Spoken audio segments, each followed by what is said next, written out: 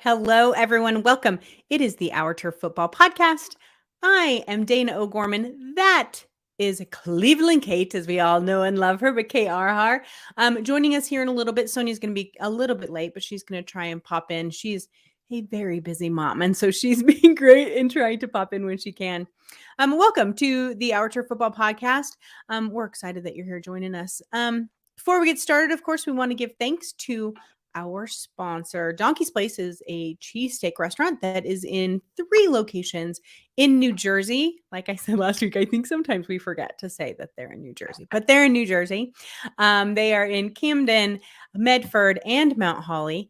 I know I got all 3 of them. I've got it memorized at this point.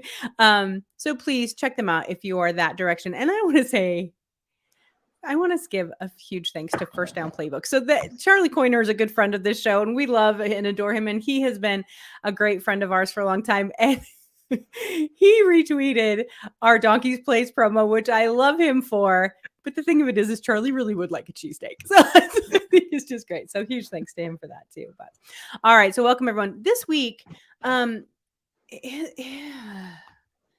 weird is really the only way I can describe this week. And I actually said that about last week, week 2 in the NFL. And this week, I think there were some really fantastic games. There were some really bad games. We are going to talk about that Sunday night football game. It was a disaster, to put it. Last week's weird was there were quite a few, I don't know if you want to call them comebacks or collapses. Was week 2. This week, I just saw some really unexpected performances. I did not expect Jacksonville to play as well as they did. Miami, I didn't expect some teams to play as poorly as they did, like San Francisco and Green Bay. And there's just, it was a different set of weird. But you're right.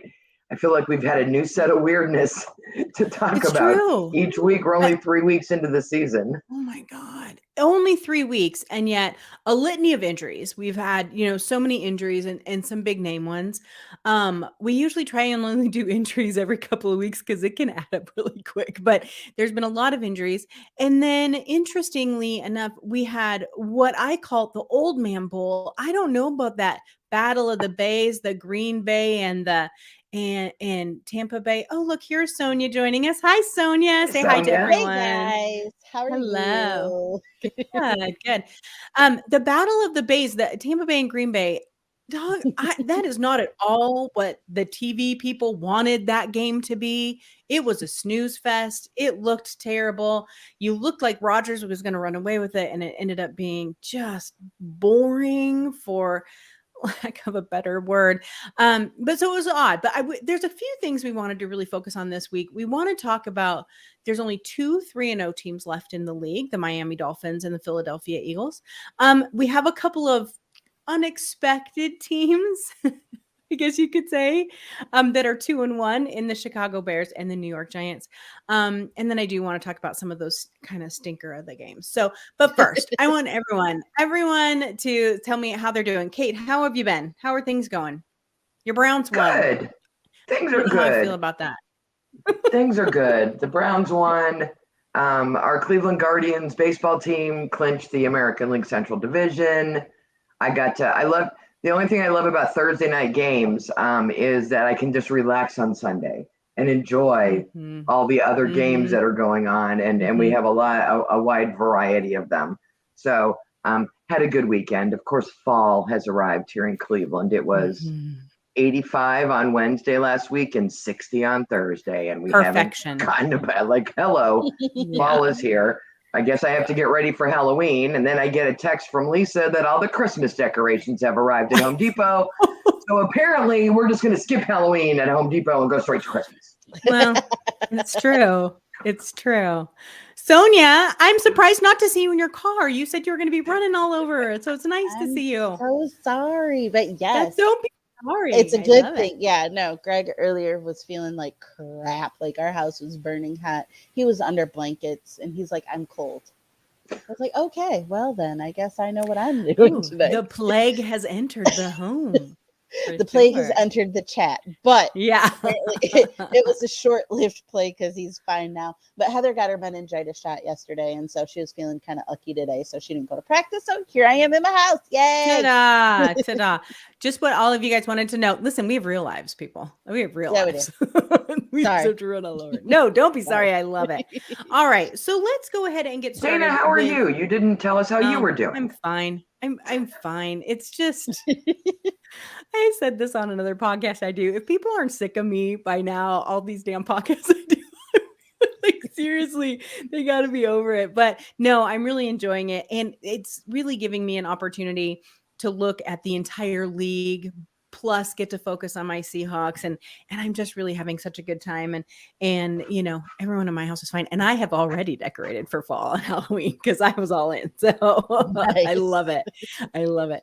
So, okay. So let's go ahead and get started. I want to start with the Philadelphia Eagles. I had said at the beginning of the season, I expected the Eagles to be good. I don't think I had any idea what good could be coming out of Philadelphia. Jalen Hurts looks masterful at this point. Yeah, I said it. Go ahead, bring it on. Okay, I said it. I love what this team is doing. I love that the way they are playing, and they aren't just winning; they are crushing people. Kate, I want to start with you. Did you expect this from Philly? I think we all thought that they would be good, but I just don't. I mean, wow. I thought they would be good too, but they also have a fairly easy schedule to start the season.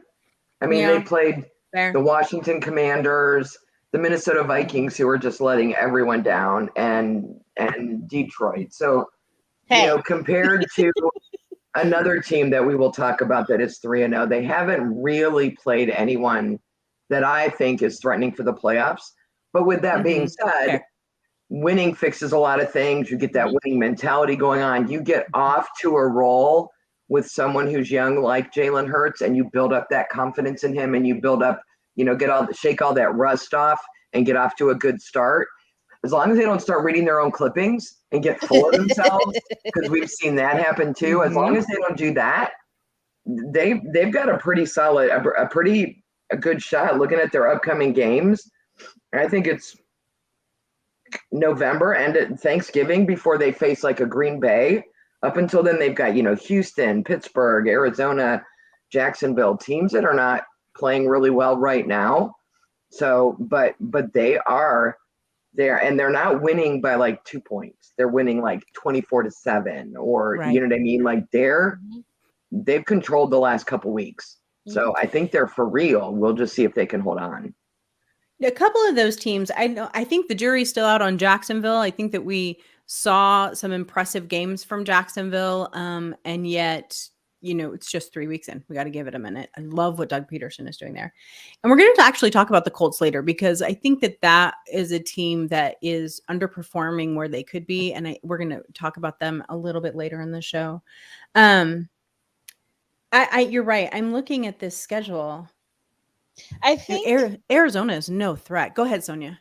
No, I think honestly, and it sounds kind of weird, I think the Jaguars are going to be an interesting test. More so, I think, for the Jaguars, but I think that's going to be an interesting test for the Eagles to see how they do. Because, I mean, they kind of took the Chargers out. So it's really going to be interesting, I think. Well, and I know Herbert was injured, but their injuries is a laundry list long. Their injuries are insane. But that Sunshine and that Jacksonville offense were firing in all cylinders, and the Chargers have a really good defense, and they put up 38 points. So people today are like, you know, yesterday were like, well, Herbert was injured, it doesn't count. I'm like, okay, but he doesn't play defense. They still scored points. They put up 38 points against what I thought was a pretty good defense. So, you know, Jacksonville's probably sitting back on, that's right. Don't believe in us. Underrate us. Don't think about it. We'll come in and we'll take care of business. So that's a team that you have to prepare for. Agreed. I think that we are going to see Jacksonville have, and they weren't on our list today, but I'm glad we're talking about them. I think we're going to see Jacksonville stumble here and there just from the youth of that team. But I think that they're going to be much better. And if the Colts don't figure out, which we're going to talk about in a minute, they could take that division. They really, really could. Yeah, I like what I'm seeing out of here. You know, it's so funny because Jalen Hurts' passing is just getting better. So it was 243 yards the first game, 333 the second, 340 the next.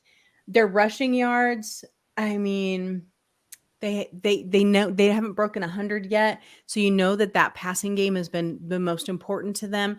I think that with the way their schedule lines up and with the play that we're getting out of Dallas, and then the whole thing with Dak, and he might come back. It's like, did you see what happened when Russell Wilson came back from that similar surgery too soon last year? Don't do it. And then you see the Giants, who we are going to talk about here in just a minute, and then the Commanders. I think that this could be a cakewalk for them if injuries don't take their team apart. It's pretty interesting. The other 3-0 team, geez, I wonder, Graham, who could that other 3-0 team be? I will tell you, Lisa's heartbroken she's not here. She lives in Florida. They're having a hurricane. She got called into work. It's a mess. Hence why we know that Christmas stuff is out already. But I told her to go ahead and crow. And then she didn't send me anything, which surprised me because last week she was all about sending me something. She didn't send me this week. So once again, Graham, you are going to have to be in her place here for the Miami Dolphins cheerleader. Yes, it is the Miami Dolphins. I want to say something here about the Miami Dolphins. Where the hell did this team come from? And we cannot give all the credit to Hipster Homebrewer because that is just not, I mean, it's good.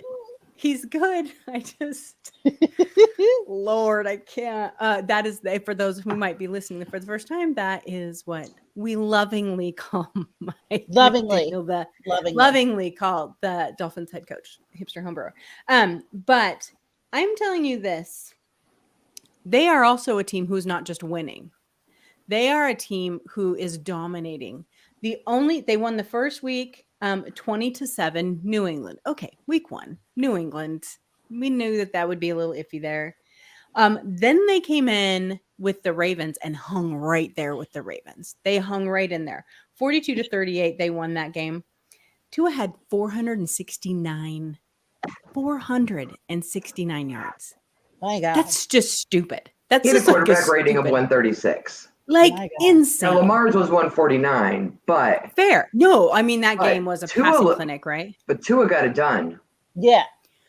It was crazy. And then you turn around the next week, last week, they beat Buffalo, which I'm going to say this, and I love you, Buffalo fans. You know what? You're one of my favorite fan bases. Don't give them that was their Super Bowl crap. This team is good. And you can't say that to a team who could go to the Super Bowl. And this team is talented enough to do that. I know your feelings were hurt. I get it. I get those rivalry games. I understand. And yeah, the Miami fans, and Graham, you might want to talk to your brotherhood there. They were a little out of control. Holy cow. But at the same time, they played that game masterfully. So the Ravens game, you have this offensive clinic and then this defensive clinic that came in the next week against Buffalo. Sonia, do you think this is something that Miami can? Oh, never mind. I won't ask Sonia. I don't know where she went. She hit the wrong button, I bet. Kate, I will ask you, do you think this is something that Miami can continue? Yes, as long as Tua is really okay.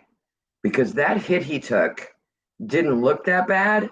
I got a little aggravated because I rewound it and watched it 3 times. He gets rid of the ball, clearly a late hit. There's an umpire getting out of the way as the guy's hitting him, and someone else throws a flag. I'm like, you're from me to my computer from that play, and you're not throwing the flag for the late hit. When he got up and walked around, I'm like, oh, cool. It didn't look like that bad of a hit. And then when he just crumpled like his feet, like he didn't, those weren't his legs. I was glad they got him off the field. They took him back. They did the CTE scans and all that stuff that they have to do to make sure he clears protocol. I'm not sure how he did and came back in the second half, but if he's okay, they may have a complete team on all 3 sides of the ball for the first time in probably 5 or 6 years, which is why I say this is sustainable, not 16-0 or 17-0 or anything crazy like that. But they have beat quality teams. They have beat teams that are projected to win divisions or to go to the Super Bowl. And they have done it well. Convincingly. Yeah. I hate talking about him when Lisa's not here because I want to be like, well, Lisa's not here, so we won't talk about him. But Graham's here, so we'll talk about him for Graham. No, we need to talk about them. And I think Dolphins fans in some ways are a lot like Browns fans. It's because you never know how long the good times are going to last. So you go overboard celebrating them while you can. Like you're going to treat 4-0 and 5. Like if it happens, you're going to go crazy just because you lived through 0-4, until like you know how bad it can be. So you kind of overly celebrate the good things. I think they should, though. I think that is they should so be proud important. Right now. Yeah, the way this is looking and the way that Tua is playing and what he's getting out of Hill and Waddle. I mean, all of them, the entire team. I wish Lisa was here because I would love her. She's always liked Tua and his skills, and I wonder if it is, him. If it is the hipster, if he's now got a coach that he connects with on some level different than the coaches he's had before. I'd be curious on what her thought is about that as someone who spent as much time around the team and Brian Flores and everything, that she's been through. I'd be real curious to know if she thinks, is it just that he's been in the league long enough that he finally gets it, or is there just some magic going on with the coach that he's clicking with one right now? Right. And actually, Graham just brought up a good point that I was going to bring up. This was the hard part of their schedule. It gets a lot easier for them now. I mean, obviously they play Cincinnati on Thursday. And so it's in Cincinnati. It's a Thursday night game. It's a short week. I mean, there's all kinds of things to have the possibility of a letdown. And obviously the Bengals started to look more like themselves this last week for sure. Right. But then they play New York, Minnesota, who I am baffled by right now. I don't know what is going on there. It's driving me crazy. Get Justin Jefferson in fantasy football finally, and then what happens? Nothing. 1 point. Oh, don't even get me started. Then they play Pittsburgh, Detroit, who I think is not getting enough credit. That game next week for Seattle makes me real nervous. And Chicago, and then Cleveland on the 13th, Houston, San Francisco. Then they get harder again. Then it goes San Francisco, Rams. They have all of that kind of juggernaut to go through. But that middle part, they can make it through that center section relatively healthy. Wow. That is going to come down to some fun down the way. Sonia, I wanted to ask you before you popped off and then came back, but I wanted to ask you there's a lot of conversation about this concussion protocol, and he just popped back. He insists it was his back. You, being the medical person in our world here, that didn't look like a back issue to me. That looked like a head issue. That wobble was very concussion-like to me. What did you see when you saw that? Yeah, I saw a person who was seeing stars, and then just all of a sudden was like, I'm done. I can't right now. Yeah, there was no pain on his face. Like if it was his back, I would have expected to see that. If it was his back, I doubt he would have crumpled the way he did. Yeah, that didn't look like my back hurts. That looked like I'm seeing stars. Little birdies were circling his right. The full cartoon characters were going on. Right, everything. It looked kind of creepy actually. And I felt really actually at first when I first saw it, before I realized that was a hit after a hit, I thought like he had passed out, like he was dehydrated or something like that. Yeah, like that's what I thought. And then I was like, oh no, he got hit, and I was like, oh, that's still not good. Yeah. So yeah, it looked pretty yucky from my standpoint.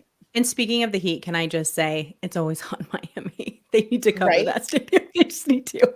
They just need to get the sun off the field. I get it's competitive advantage, but pretty serious. Yeah. The only thing I will add to the conversation as far as the schedule goes is in order to win their division, they've got to get past Buffalo, and Buffalo has the same schedule they do. It's same true. Teams, the same divisions. Buffalo's got Kansas City, and I don't think the Dolphins have them, but they've got Minnesota and San Francisco and the Chargers, but they've also got the Jets, and you know what I mean? So they've got almost the same kind of a lightness to the next section of their schedule as well. So they have to take every single one of these games seriously, and they're actually I think they're going to give Buffalo a real run for this division. Their second game with Buffalo is going to be the 18th of December. It's the third to the last game or fourth to last That game. could get flexed to Sunday night.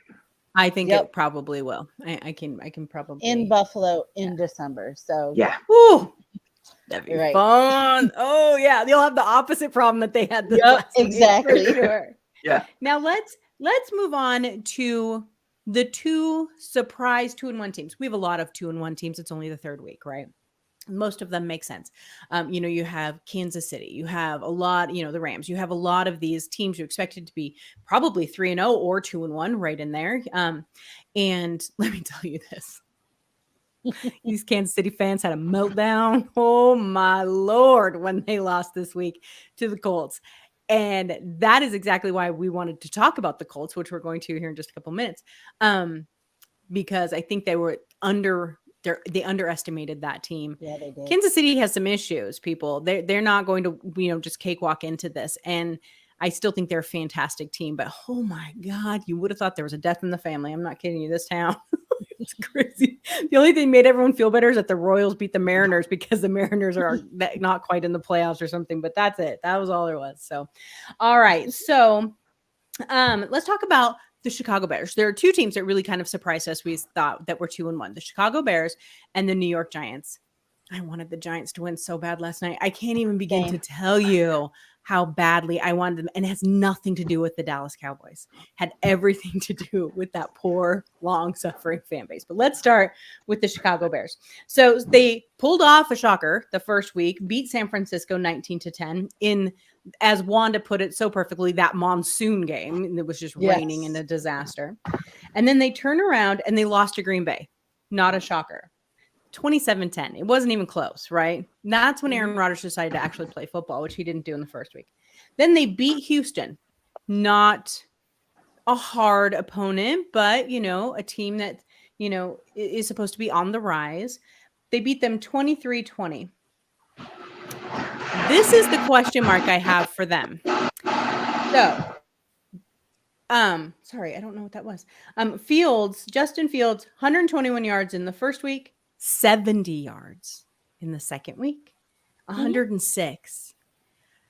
Wanda wrote a great article today for Our Turf. You guys can go check it out at ourturffb.com about how she really feels that Justin Fields is the quarterback of the future for them. But those numbers, Sonia, those numbers don't instill a lot of confidence in me when it comes to Justin Fields, even though they are 2-1. They don't. But I kind of see where she's going with this. Okay. I think that in kind of the same respects as Tua in the Hipster Homebrewer in Miami, I think maybe they've gotten somebody in their coach, and I can't remember his name, forgive me, that is going to be able to guide him and teach him. And I think that's kind of what we're seeing. I'm not super surprised by the Green Bay game because Chicago and Green Bay has had their number forever.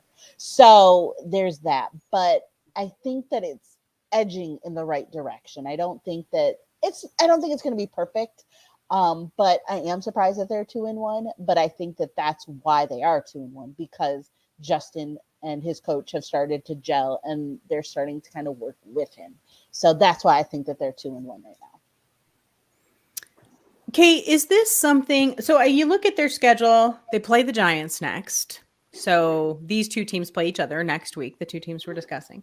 Then they play Minnesota, they play the Commanders, they play the Patriots, the Dallas, Miami, Detroit. This is not easy. I don't know, and this is no disrespect, I don't know that there's the talent level there in order for them to keep this continuing going forward. Not at a 2-1 pace, but I think for me the biggest surprise has been Khalil Herbert, their running back. He had like 150 yards. Like, people are worried about Justin Fields and his passing, and as you could see this week, the Houston defense focused on that, and they're like, fine, we're going to take the passing game away from you. And then this guy comes out of nowhere running the ball. If Flus, their head coach, Eberflus, Wanda calls him Flus. Is that what she calls him? If he can find some way to balance that, because it's really been one way or the other. It's either been they've been passing or they've been rushing. If he can find a way to balance it, they can finish the season 500, which I think would make all of them just really happy. Right. To get to 500 for this season and to feel comfortable that, okay, we've made progress, we're moving forward. They definitely need to get some talent to help Justin Fields. But I think to one of the points that Wanda makes is until they're sure he's our quarterback, they don't want to sign guys to help him or draft guys to help him because they might end up with someone different. But if this season proves that he's the guy, they have a lot of options in the offseason to get better. But they could easily end up at 500, which I think would be respectable. They've got some tricks up their sleeves. Agreed. On the flip of that, I just want to say, if it doesn't work out and Fields is a disaster, they have lots of options coming in for the draft for a quarterback also. And so that has to be weighing on that kid's head too. So this is interesting. Wanda, like I am, is excited and kind of watching this rebuild and seeing, what the team does. But how the development of Fields progresses this season, I think is going to be hugely important. They're going to know. They're going to know midway through this season if they're going to be getting a new quarterback or not, I think, for sure. All right. So, New York Giants. You know why I'm so excited about the Giants? Because they've sucked for so long. And they used to be such a storied, franchise and the Eli Manning years and oh my God, clear back to Lawrence Taylor. I like this Giants. It's my sister's favorite team, so I have been watching them for years. But I wrote off Daniel Jones before one snap of the season. I told you guys, I told everyone by week 6, they're going to have Jimmy Garoppolo. It's going to be no big deal. They're going to get rid of him. And then he said, well, screw you and your theories, Dana. I'm going to go out there and play. Is he playing wonderfully? No. But who is Saquon Barkley. Sonia, other than the obvious, how important is it for Saquon Barkley to stay healthy this entire season? He has to. He has to, because I think the season honestly depends. The season and people's careers are going to ride on him. And if he is able to get through this season injury-free and have a successful, productive year like we know he can have, then I think we're all good, especially if they're winning and especially if, he and Daniel Jones are vibing. But if he's not out there, I think it's a whole different ball game. And I think that, Daniel Jones is going to not be as good as, he potentially could be. So I think a lot is riding on Saquon this year. First game, he had 164 yards. Second game, 72. Last game, 81. And I swear to God, every hit, I'm like, oh, get up. Like, right. Terrible, right? Like, I'm just so bad. And I will tell you, in our fantasy football league, there's 2 for the fan league and then the OG league. The OG league, I have not won a game. I am 0-3. Who's in first place? My sister, who plays with us. Why? Because she picked Saquon Barkley up in the 3rd round. I'm telling you, she's a diehard, and I laughed at her, but God, it's working. Let me tell you. Looking at this schedule, Kate, if you look ahead, like I said, they play Chicago. They play each other. They have to go through Green Bay, Baltimore, Jacksonville, Seattle, and Jacksonville and Seattle are definitely question marks this year. Probably Seattle more than any of the rest, but this is going to be hard. This is going to be a difficult road for them to keep this going. But I'm telling you, if they can win, say 1, 2, 3 out of the next 5 games, that's huge. That's their win total from last year, if not more. Mm-hmm. I think what I've noticed so far this year is obviously Saquon Barkley, which takes that pressure, a little bit of the pressure off Daniel Jones. But what I've noticed is they're winning close games. They're winning by 1 point or they're winning by 3 points. And while there's the school of thought that, well, they're not dominating. In the National Football League, you don't have to. You have to win games. And if you lose games by 1 point, 2 point, 3 points, you have to learn how to win those close games. And that tends to be a really difficult hurdle for teams that are bad, is they'll have 3 wins, 4 wins, 5 wins. And when you look at them, they've lost a bunch of games by anywhere from 1 to 3 points. And so the fact that they're winning those games, yes, they're going to play some teams that are going to knock their clock and they're going to lose by 20 points. But if they can win these really close ones, that shows a lot of improvement and a lot of improvement in the mentality for the players and their discipline, and that they're playing the full 60 minutes, and the balance that they've got going on, I think is a bigger thing and a bigger sign that the Giants have improved over prior years. Mm-hmm. Agreed. So it's very interesting in our chat. So Graham asks, how far can they really go with Daniel Jones? That has been my question since the get. I haven't been, hiding that. And then our friend Camden says, probably as far as our O-line can push them. And that is true. I mean, really, what does that come down to? You only need Daniel Jones to do so much. If you have other players that can play the game, at a higher level, and that's what they've always wanted. They just haven't had those pieces there. It's been interesting. I'm impressed. This NFC East, the NFC East, I think that I think Michelle might be sad by the end of the year, because I don't know that her Cowboys will be anywhere near the top behind these two teams. So we will see what happens. Yes, the Cowboys won last night. And yes, all of a sudden, Cooper Rush is God's gift to the quarterback. Well, don't even get me started.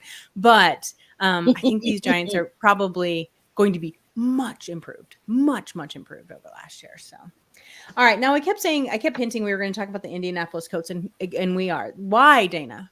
Why do we want to talk about a 1-2 team? Well, because this is not the team we thought they were going to be. It's not a disaster team. This is the Colts. I think almost all of us, or maybe three out of the four of us, picked them to win their division. We thought that they were going to be much better with the vet Matt Ryan in there, and his experience and all of this. And that isn't what we saw. Now, granted, first week 1, they did get a tie. So I guess they're not 1-2. They're 1-1, which is even worse if you ask me. But so they did get a tie, 2020 in overtime with Houston. And no disrespect, Houston, my doves. Then got their asses kicked there's no other way to put that. When you get 24-0, you can't even get a field goal on there. That is an ass kicking by Jacksonville. Even though Matt Ryan had 195 yards.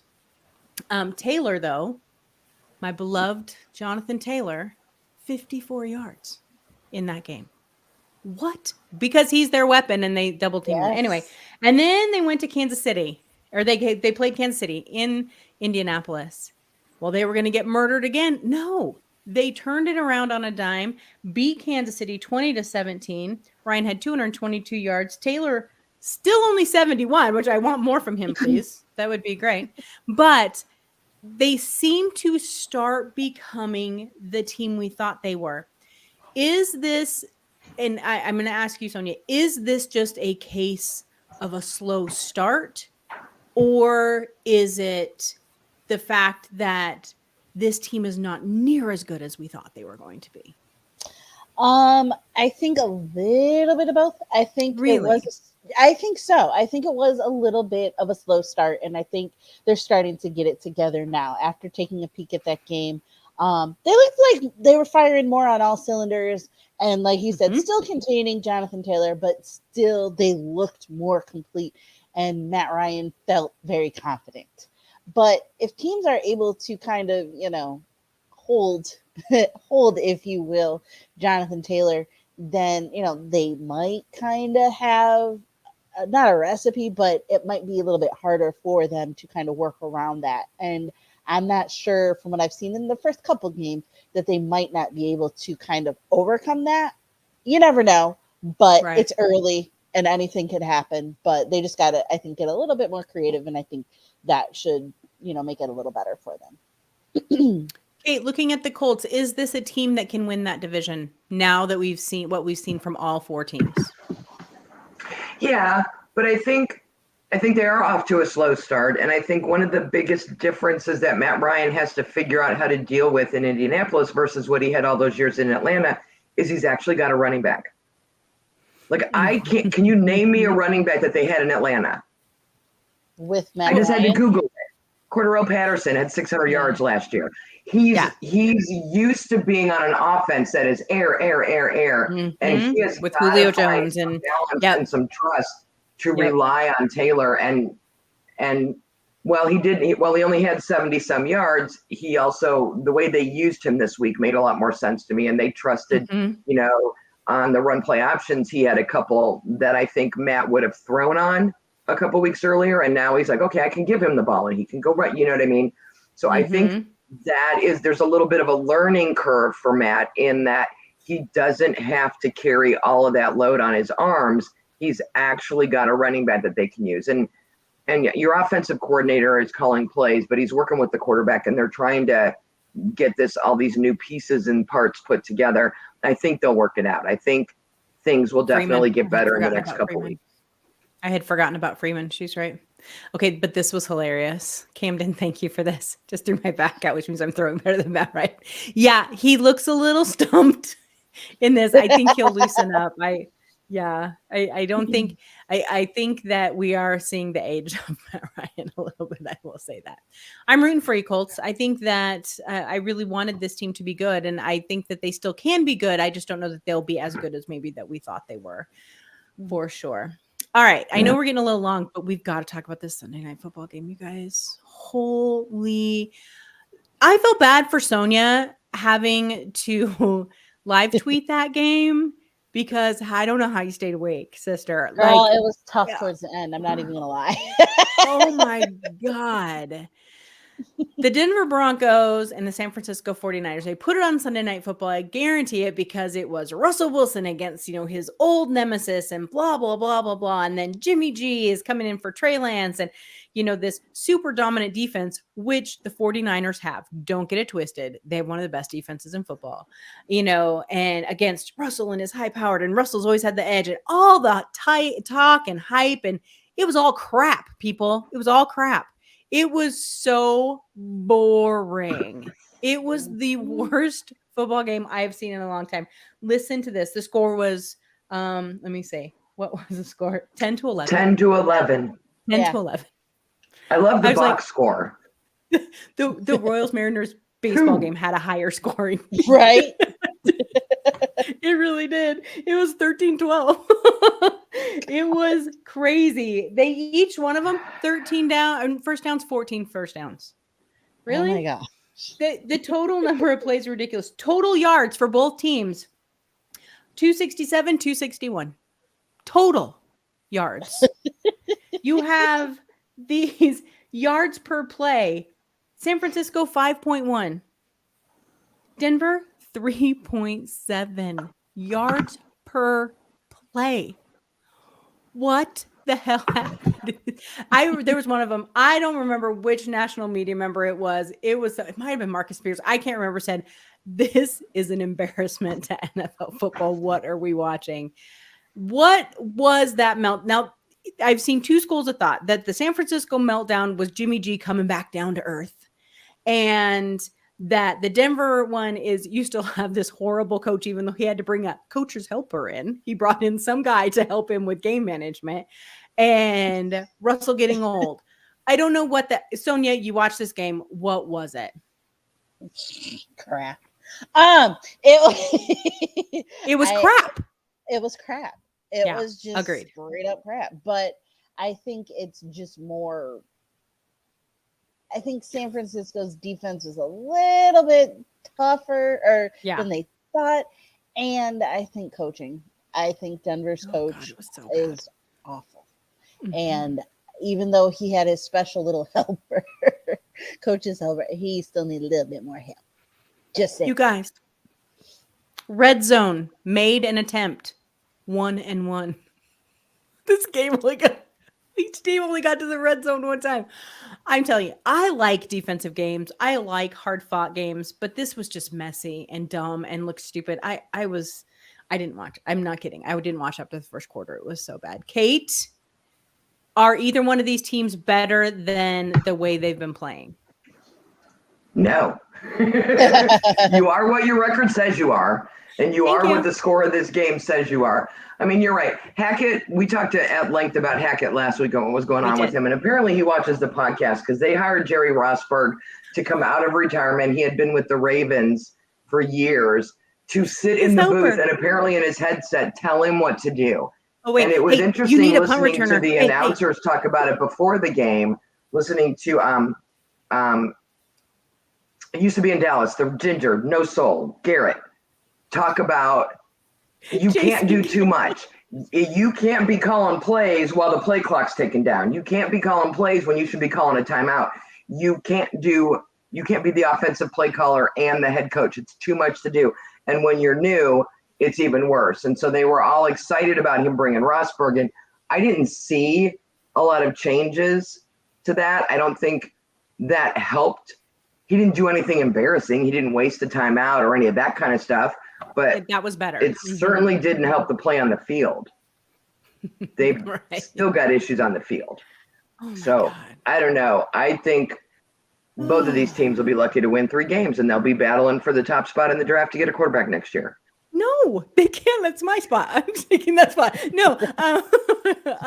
Yeah, I don't know about that. I think San Francisco is better. I don't know that Jimmy G is any better, but he did get them to the NFC Championship game last week. And someone did make the point, and it's valid, even though it sounds excusey, that Jimmy didn't have a preseason. They wouldn't let him in the damn building. They wouldn't give him the playbook.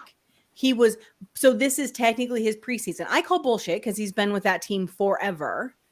But he played in week 2. He came in, right? Yeah. He came in week 2, and they won, and he looked really good. And so I get there's the adrenaline rush of, oh my God, they signed me this week. Good thing I have to actually play since my quarterback got hurt on the field and not at a strip club. We'll talk about that later. So he had reps with the number ones all week. I'm taking 0 excuses for rust on Jimmy G. He just mentally came back to earth this week. We'll see what happens. Right. But the next 3 weeks for me are going to tell the tale on whether or not San Francisco's for real or not with Jimmy. I got to look and see. San Francisco, they play the Rams next week, then Carolina and Atlanta and Kansas City and the Rams and the Chargers. We'll see. They're going to have to get through some good teams here pretty soon. And Denver has to get through their division. And I don't care how bad the Raiders look right now. That is not who this team is. And I think they are going to click right out of it. And we're not going to talk about them specifically, but I think the Raiders are much better than they are right now this second. So we'll see. All right. Well, we are at 42 minutes. We were going to do another round of the hat, but we're running a little over today. Yeah. So we will do that again next week. And maybe Lisa will be here and then she can tell us, some more information. So about her Dolphins. I'm really excited. I think that they're going to play well against Cincinnati. I'm excited. Graham, I'm excited for you. I'm glad you stayed up to listen to us say how excited we are about your team. So, all right, everybody. I thought it was nice of the Dolphins to let the Buccaneers practice in their stadium if they wanted to because of the hurricane. They can't use their meeting rooms, and there are certain areas that are off limits, but you can practice on the field if you want. That is nice. And we should really say we hope everyone in the path of that hurricane, because it looks like it is going to hammer Tampa Bay. Yes, Stay safe. Please. There is that also that they might move that game to I think where I read they're considering Indianapolis, since Indianapolis will be out, and to have kind of a neutral zone situation, which sucks for those fans and the people, that are traveling from Kansas City. There's a lot of people who are going to go to Kansas City for this game, from Kansas City to this game, Florida games, you know how they are, vacations, but stay out of that hurricane. So definitely just stay home instead. But so hope everyone stays safe, including Lisa. So everybody keep Lisa in your thoughts for sure. So, all right, everybody. We will be back again next Tuesday, same time, same place. You can watch us live on Twitter, or you can come over here to YouTube and chit chat with us in our chat, and chit chat with all of our other friends that hang out there. And next week, I am positive there will be something else completely chaos that we need to talk about. Maybe it'll be the Hurricane Bowl. We don't know. We'll see what it's going to be. Everybody stay safe. We'll see you next week. Bye-bye.